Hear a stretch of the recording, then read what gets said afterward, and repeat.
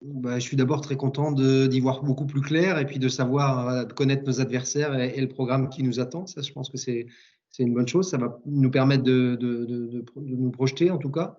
Et puis après, de toute façon, je savais que quel que soit le tirage, l'adversité allait être marquée, que ça allait être un groupe solide.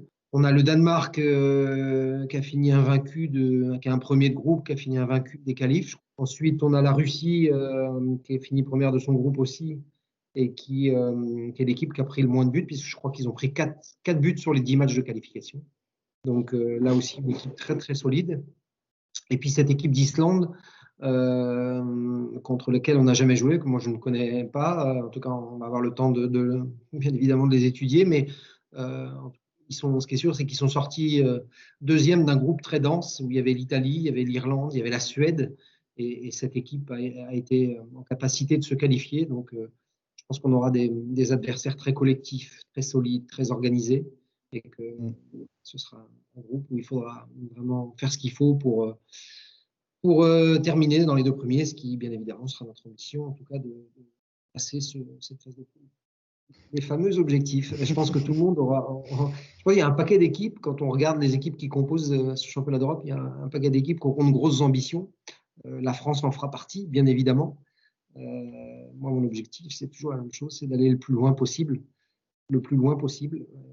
Et ça commence par bien se comporter dans cette poule, dans ce groupe C, pour avoir le droit d'aller chercher l'étape d'après.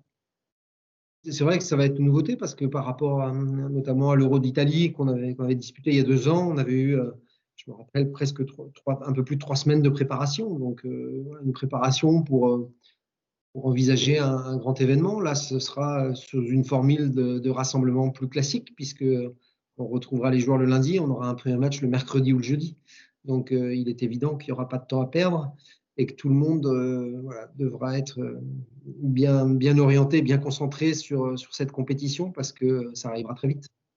J'avais été vraiment agréablement surpris du niveau d'un championnat d'Europe espoir. J'avais trouvé ça très, très relevé, avec beaucoup de joueurs qu'on voit maintenant dans les équipes A notamment. Je pense à l'Espagne, l'Italie, la Roumanie, on voit beaucoup de joueurs qui sont passés en A, même les Anglais.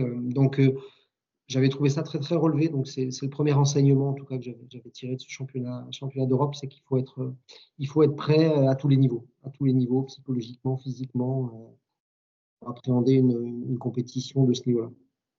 Elle est talentueuse, elle est sérieuse, elle est concentrée sur ses objectifs. Je pense que c'est ce qui nous a permis de passer cette campagne de qualification sans crainte, sans encombre, même s'il a fallu attendre le dernier match pour décrocher la première place, parce qu'on avait cette équipe de Suisse qui a fait un parcours remarquable aussi, parce qu'ils ont quand même 9 victoires sur 10.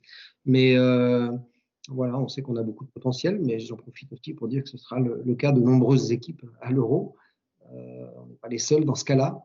Après, c'est les équipes qui auront je pense, la capacité à mettre voilà, toutes ces qualités individuelles au service du collectif qui iront le plus loin dans une compétition, surtout quand elle est aussi dense, quand elle se passe aussi vite. À mon avis, la différence se fera sur ces critères-là.